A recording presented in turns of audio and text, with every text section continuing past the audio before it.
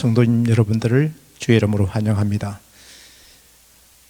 이제 11월도 거의 다 맞춰져 가는 것 같습니다. 11월이 지나면 한 달만 남게 되는 거죠. 이제 남은 시간, 주님과 더욱 가까워지는 시간이 되기를 간절히 바랍니다. 제가 대학교회를出석하지 않고 바로 이 건물 뒤편에 있는 기숙사 옆편에 작은 건물동이 하나 있는데, 거기에서 안식일마다 제가 섬기고 있는 학과의 학생들과 함께 학과 예배를 드리고 있습니다. 지금 한 10여 명의 학생들이 참여하고 있는데 2년 동안 그곳에서 함께 예배를 드리고 있습니다. 기억나실 때에 학과 교회를 하고 있는 우리 지교회들이 있고 또 주변에 있는 여러 교회 사역들을 위해서도 기도해 주시기를 부탁드립니다. 한국 사회를 가리켜 분노 사회라고 합니다. 화면을 열어주시면 정지우 씨가 2014년에 쓴 그 글에는 한국 사회를 이렇게 표현하고 있습니다. 요즘 한국 사회는 손대면 탁하고 터질 것 같은 폭발 직전의 양상인 것 같다. 사회의 모든 측면에서 갈등이 최고조다. 정치 집단, 경제 주체, 빈부, 세대, 지역 등 한국인을 나누는 모든 분류상의 그룹들이 둘씩 혹은 그 이상으로 나뉘어져 서로를 못 잡아먹어서 난리다. 이러한 한국 사회와 한국인의 갈등의 기저에는 분노가 존재하고, 그래서 한국 사회는 분노 사회이다. 2014년에 저는 대학에서 향학으로 대학원 과정 공부를 하고 있었습니다. 그때 이 책에 관련된 것들을 보았을 때, 지금으로부터 한 8년 전이지만은 그때도 그런 생각이 들었어요. 한국 사회는 분노 사회가 되었구나. 공감할 수 있었습니다. 분노란 무엇일까요? 분노에 대한 정의를 그 책에는 이렇게 설명해 놨습니다. 분노는 감정이다. 외부의 자극이 주어졌을 때 이에 대처하기 위한 신체적 반응이 감정이다. 그렇다면 분노를 초래하는 외부의 자극은 무엇일까? 그 무엇일까에 대한 답을 또한 책에서는 이렇게 표현합니다. 관념이다. 관념이라는 것은 그것을 바라보고 있는 생각이라는 거죠. 어떤 면에서 일반적인 관념, 객관화된 관념, 우리가 알고 있는 관념을 따라서 그것이 상식에 맞지 않거나 또 그것이 함께 어우러지지 않을 때에 그것에 대하여 분이 일어나는 것이죠. 예를 들면 실내에서 흡연을 하면 안 되죠. 그런데 실내에서 누군가 흡연을 하면 분이 나죠. 바쁜 가운데 차를 달리고 있는데 추월선에 달리고 있는 차량이 속도를 내지 않아요. 우리가 함께 나누었던 질서가 있고 서로 간에 관념이 있잖아요. 화가 나는 것이죠. 어떤 면에서 꽤 많은 화는 우리가 알고 있는 사회 질서와 사회 제도의 관념 속에서 나오는 것에서 비롯될 수 있다고 생각합니다. 사람은 저마다의 정의에 따라 일정한 이상적 관념을 가지고 있는데 이것이 침해되면 분노한다. 그래서 제가 알고 있는 한 목회자가 어느 날 보니까 목회를 하지 않고 다른 일을 하고 있더라고요. 꽤 오래된 이야기입니다. 그런데 그 이유를 물어보았더니 교회에서 아이들이 너무 떠드는 것이 화가 났대요. 그걸 방치하고 있는 부모들을 보니까 더 화가 났대요. 그래서 부모 보는 데서 아이를 아마 혼을 내는 것이 좀 정도를 지나친 것 같습니다. 그리고 그 길로 옷을 벗었어요. 딴 길을 갔어요. 그가 생각하고 있는 교회에 대한 관념에 대한 것들이 맞지 않았을 때 치밀어오는 분노를 억제하지 못했던 것이죠. 어떤 면에서 분노를 제가 여기에 정당화하려고 말하는 것이 아닙니다. 성경에는 성내기를 더디하는 자는 용사와 같고 자기 마음을 다스리는 자는 성을 빼앗는 자보다 낫다고 말씀하셨습니다.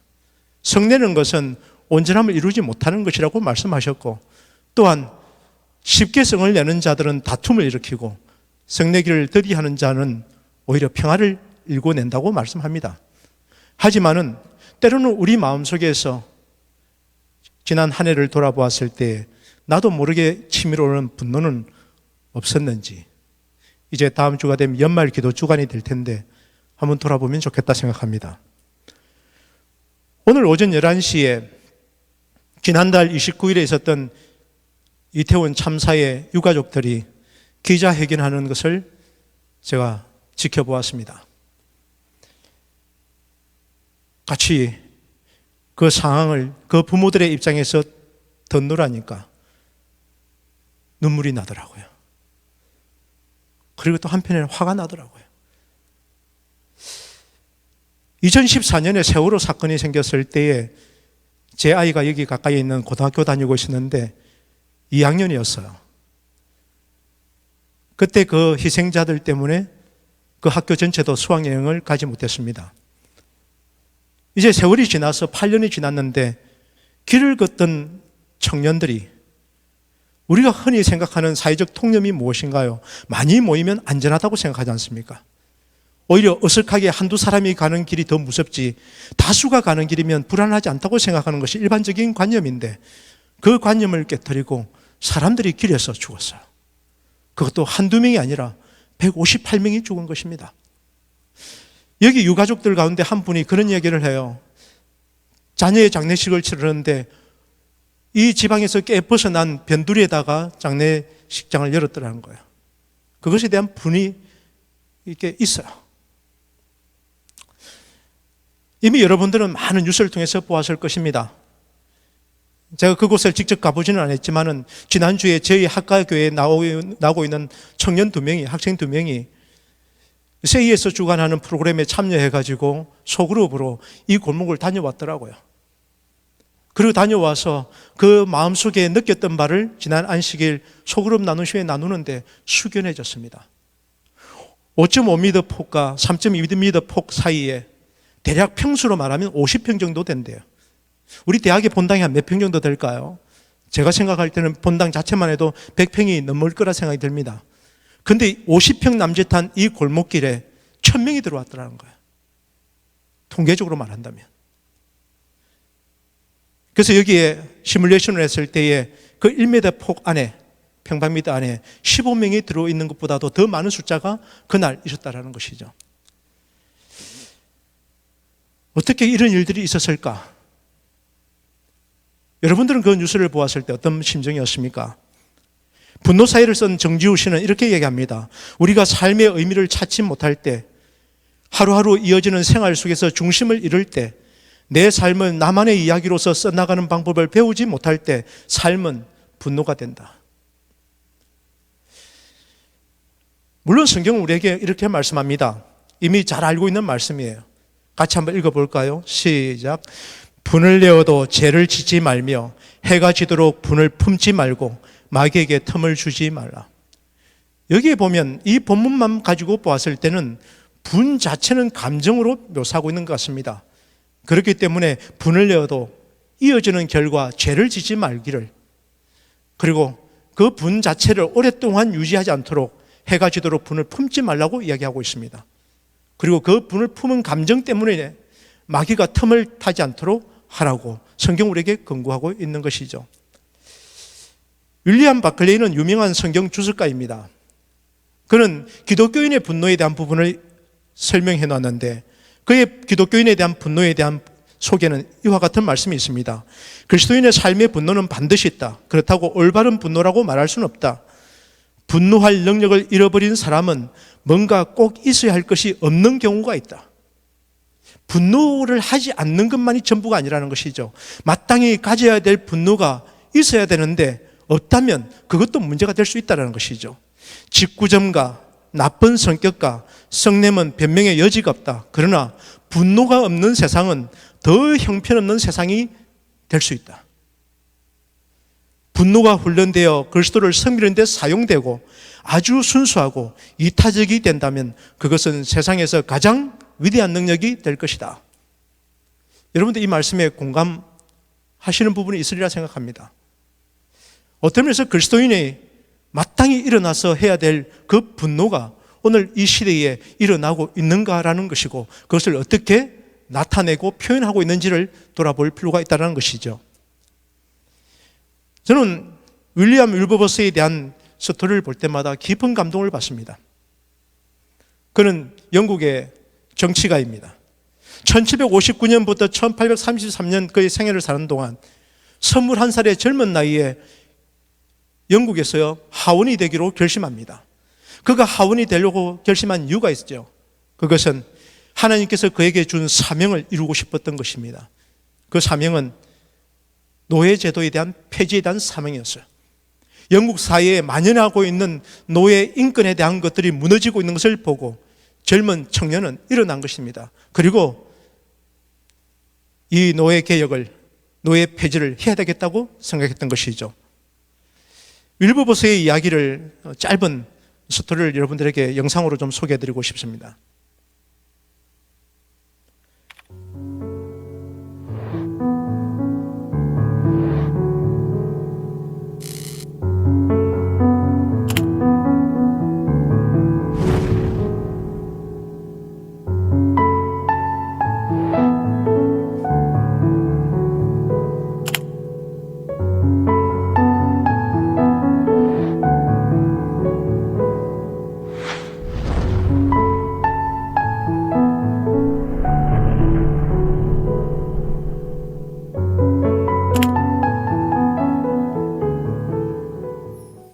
This song. Amazing grace, how Time for Heart for the Merchant Boys.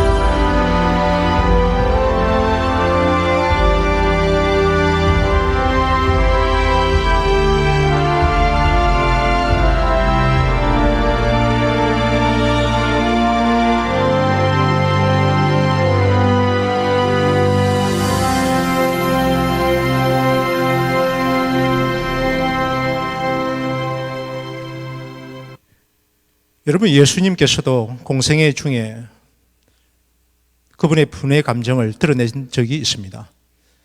공생애 시작할 때도 있었고요. 마치 그것을 마무리하시듯 순환주간에도 하셨습니다. 예수님께서 언제 왜 분노하셨을까요? 그리고 그리스도인으로 살아가고 있는 여러분과 제가 우리가 알고 있는 일반적인 관념 앞에서 진정 그리스도인으로서 일어나야 될 때 일어나지 못하고 있지는 않는지를 돌아볼 필요가 있다는 것입니다. 시대소망 158페이지는 예수님께서 그날 내셨던 그 분의 감정을 이렇게 표현하고 있습니다. 예수께서는 전에 결코 나타내지 않으셨던, 쉽게 분을 내시는 분이 아니셨던 것이죠. 전에 나타내지 않으셨던 열정과 준열하심으로, 그분의 분의 감정을 표현한다면 열정과 준열하심이라고 표현하고 있는 것입니다. 그리고 돈 바꾸는 사람들의 상을 엎으셨다라고 기록하고 있습니다. 성경 요한복음 2장에는 그 본문을 자세하게 다루고 있습니다. 그날은 유월절이었습니다. 아시는 것처럼 유월절은 흩어져 있는 모든 이스라엘 백성들이 절기를 따라 다 올라오는 특별한 절기입니다. 그런데 그 절기에 올라왔던 사람들이 성전 안에서 마음의 상처를 받는 거죠. 가난한 사람들이 마음의 상처를 받고 먼 거리에서 와서 성전 안에서 말씀의 위로를 받고 싶었던 사람들이 상처를 받는 것입니다. 왜냐하면 성전 안에서는 소와 양과 비둘기 파는 사람들과 돈 바꾸는 사람들이 앉아 있었으며, 잘 아시는 것처럼 성전에서 통용하는 화폐를 가지고, 그리고 그곳에서 서로 환전을 하다 보니까 성전은 하나의 장사인들의 소굴이 되어버리고 강도의 소굴이 되어버린 것이죠. 15절에 보면 예수님께서는 노끈으로 채찍을 만드셨다고 기록하고 있습니다. 그리고 성전에서 사람들 다 내쫓고 돈 바꾸는 사람들의 돈을 쏟으시고 상을 엎으셨다고 기록되어 있죠. 16절에 보면 주님께서는 이렇게 말씀하십니다. 내 아버지의 집으로 장사하는 집을 만들지 마라. 그리고 17절 제자들이 그 예수님을 보고 그가 성경 말씀을 떠올린 것이죠. 그들이 성경 말씀에 주의 전을 사모하는 열심히 나를 삼키리라 한 것을 기억하더라. 어떤 면에서 주님께서 이날 보여주신 이 행동은 향후에 그리스도를 추종하는 사람들에게 보여준 강력한 모범이며 메시지라고 생각합니다. 이 관련된 부분을 레리 이글러시가 쓴 분노를 넘어 용서까지 책을, 오래전 책입니다. 이 책을 다시 읽어보았어요. 그 책에는 예수님이 그날 성전 정결케 했던 내용을 이렇게 표현하고 있습니다. 성전 지도자들의 갈취 행위 때문에 다수의 예배자는 예배에서 소외되었고 예배의 축복을 놓치길 일쑤였다. 예수님은 예배자의 수가 줄어든 모습을 보고 그들의 영적 복지를 염려하고 계셨을 터였다. 하나님께서 원하시는 성전 예배란 험한 인생길을 걷다 생긴 상처를 치유하는 시간일 것이다. 예배는 하나님을 더 잘 아는 시간이다. 예수님의 분노는 하나님의 자녀들이 아버지 하나님과 하나가 되기를 바라는 열망 때문에 생겨난 것이다. 맨 밑에 부분에 이 저자가 쓴 이 표현, 예수님의 분노는 하나님의 자녀들이 아버지 하나님과 하나가 되기를 바라는 열망 때문에 생겨난 것이다. 그러니 유월절을 통해서 주님을 만나기를 사모하고 그 먼 거리에서 다녀왔는데 지도자들이 그 예배를 제대로 준비하지 않은 것이죠. 그래서 주님은 하나님의 자녀들이 아버지 하나님과 하나 되기를 열망하는 그 열망, 그 바람으로 그날 채찍을 드셨다는 것이죠. 시대의 소망은 이와 같이 표현합니다. 예수께서는 노끈으로 만든 채찍을 가지시고 그들을 때리지는 않으셨지만 그의 손에 들린 간단한 채찍은 마치 화염금과 같이 무서워 보였다. 공포가 무리를 휩쓴다. 그들은 예수의 신성의 표시를 느낀다. 공포의 비명이 수백 명의 핏기 이른 입술에서 새어나온다. 제자들까지도 떤다. 그들은 예수의 평상시의 태도와는 동떨어진 그 은행의 위험에 위압을 느낀다. 그러니 어느 누구도 예수님께서 보여주는 그 행동에 대해서 막을 수 없었던 것이죠.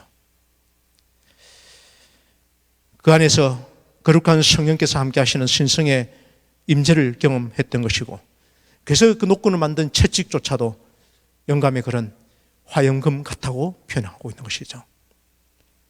이것이 평상시 예수님과는 동떨어진 모습이었습니다.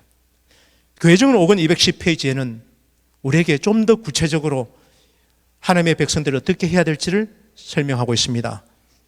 하나님의 진노가 심판으로 나타날 때 이 겸손하고 헌신적인 그리스도의 추종자들은 통곡과 울음, 책망과 경고로 표현되는 그들의 심령의 고뇌에 의하여 세상의 다른 사람들과 구분될 것이다. 다시 말씀드리면 우리가 세상 안에서 일어나고 있는 이 슬픈 일들을 보면 다른 사람들보다 더 심한 통분이 있어야 되고 더 깊은 울음이 있어야 되고, 그리고 그것을 향한 책망과 경고로 표현되는 우리들의 울부짖음이 있어야 된다는 것을 말씀하고 있는 것이죠. 다른 사람들이 존재하는 악을 가리우기 위하여 외투를 씌우고 도처에 평비한 큰 악을 변명하고자 애쓰고 있는 동안 하나님의 영광을 위한 열성과 영혼들에 대한 사랑을 가지고 있는 자들은 다른 사람들의 호감을 사기 위하여 침묵을 지키지 않을 것이다. 주변 사람들의 눈치를 보면서 하는 것이 아니라 그리스도인으로서 해야 될 일을 마땅히 해야 된다라고 표현하고 있는 것입니다. 그래서 에스겔서 9장에는 하나님의 일을 받는 사람들에 대하여 예루살렘의 그 일들을 보고 슬퍼하며 우는 자들이라고 표현하고 있는 것이죠. 그렇다면 오늘 우리가 지난 한 달 전에 이 사고 소식을 보고도 우리 마음 안에서 어떤 마음이 일어났는지를 이 화요일 저녁, 기도의 저녁에 스스로를 돌아보았으면 좋겠다는 생각을 가지면서 저는 참 무거운 죄책감과 부끄러움을 느낍니다. 여러분은 어떠신지요?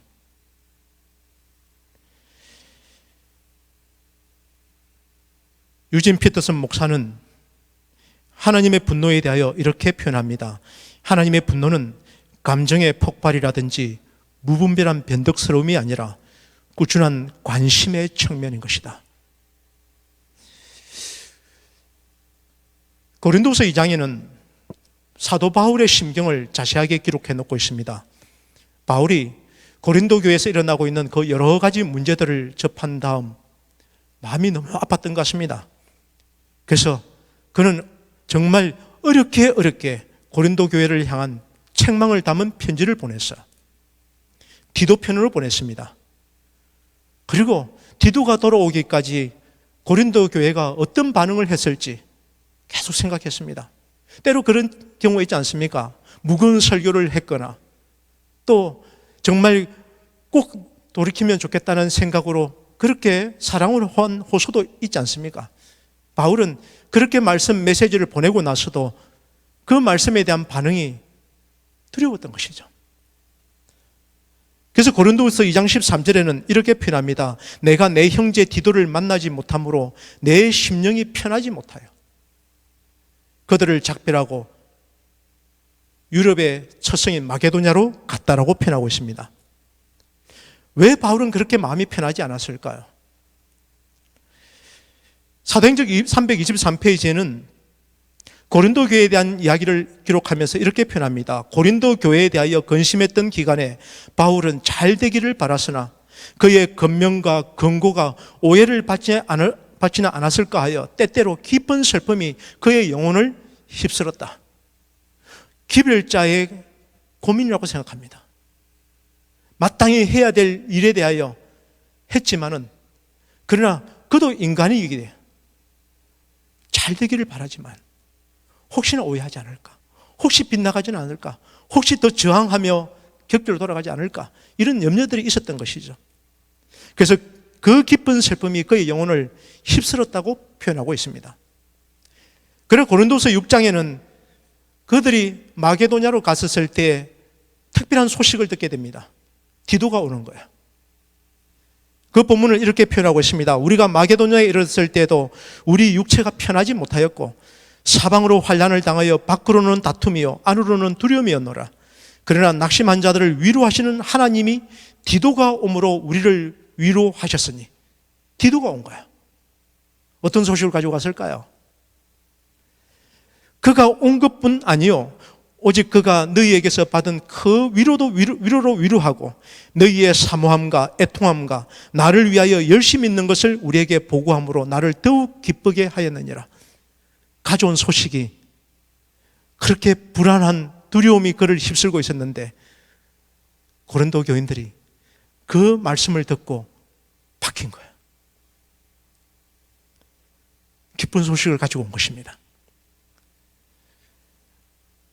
그 말씀을 전했을 때에 괜히 했다는 후회가 밀려왔지만은 그러나 그들이 변한 것을 보고 하나님 뜻 안에서의 근심이 얼마나 우리를 변화시키는지 축복되게 하는지를 고린도서 7장에는 자세하게 기록해 놓고 있죠.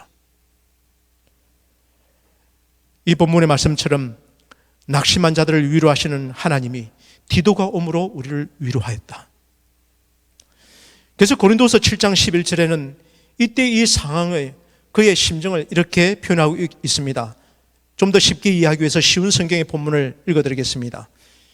하나님의 뜻에 맞는 슬픔이 여러분에게 어떤 결과를 가져다 주었는지 보시겠습니까? 여러분은 더 진지해졌고 자신의 무죄를 더 증명하게 되었고 어떤 것에 대해 더욱 분노를 느끼게 되었으며 경각심을 갖게 되었습니다.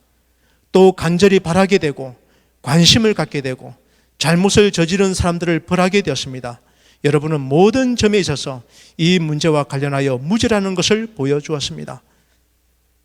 사람이 바뀌어버린 거예요. 그리고 그들이 더 진지해지고 자신들이 가지고 있는 삶의 변화를 일궈낸 것이죠. 그리고 마땅히 분노를 가져야 될 때 분노를 느끼고 있었다는 것이죠.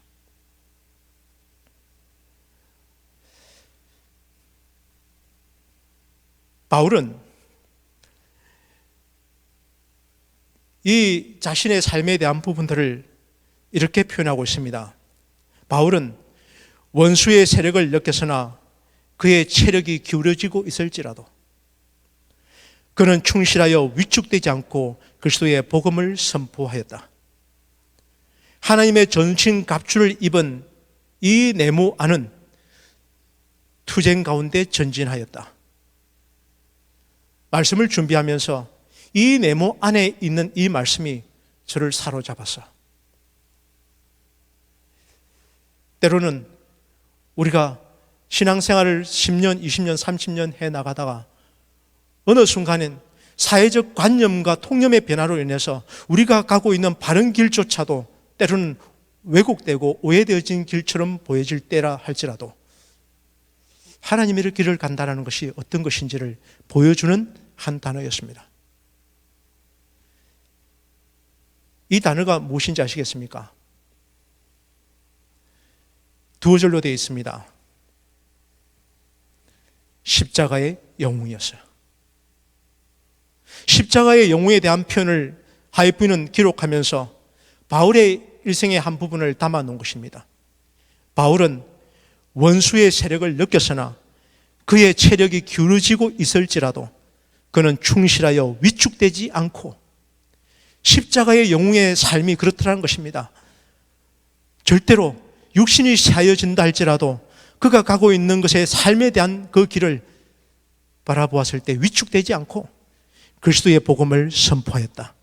하나님의 전신갑주를 입은 이 십자가의 영웅은 투쟁 가운데 전진하였다. 오늘 여러분과 제가 가야 될 삶의 모습이 바울이 보여준 그 모습, 십자가의 영웅이 가는 그 길을 가고 있는 그 길이 아닐까요? 누가 십자가의 영웅일까요? 십자가의 영웅에 대하여 표현하기를 사도행전 328페이지는 이렇게 표현하고 있습니다. 순결하고 은행이 일치한 생애로서 말씀을 전파하는 데 충성하는 것이다. 말씀을 전파하는데 순결하고 은행이 일치된 생애로 그렇게 하는 것, 그것이 바로 십자가의 영웅이 가는 길이라는 것이죠. 이런 노력만이 하나님께 간합되게 할 수 있으며 영혼들에게 유익을 줄 수 있다. 이런 사업의 위대함을 깨닫고 번민하는 이들이다. 누가 이것을 감당하리요? 십자가의 영웅들이 져야 될 짐이라는 것이죠. 기도의 저녁에 오신 여러분, 사회적으로 참 많이 바뀌고 있고 변하고 있고 두려운 때에 살고 있습니다. 그러나 변하지 않는 것을 붙잡고 가는 여러분과 제가 어떤 길을 추구해야 될지를 오늘 저녁에 주께서 우리에게 말씀하고 있다고 생각합니다. 그것이 바로 주님께서 가셨던 십자가의 길이며 그 길을 추종하는 십자가를 따르는 사람들의 삶이라 생각합니다. 엔트로피 법칙이 최근에 많이 소개되더라고요. 물리학의 한 법칙인 이 엔트로피 법칙은 제2연력학의 법칙이라고 표현하고 있는 법칙입니다. 마치 잉크 한 방울이 그대로 방울로 있었을 때는 뭉쳐져 있죠. 서로의 장력이 서로 끌어당기기 때문에 흩어지지 않습니다. 하지만 잉크 한 방울의 물을 컵에다 떨어뜨리게 되면 그 물은 그 컵 속에 들어가서 퍼져버리게 됩니다. 마치 무질서에 대한 부분들을 소개할 때에 무질서는 가만히 있으면 계속해서 팽창하여서 퍼져나간다는 것이죠.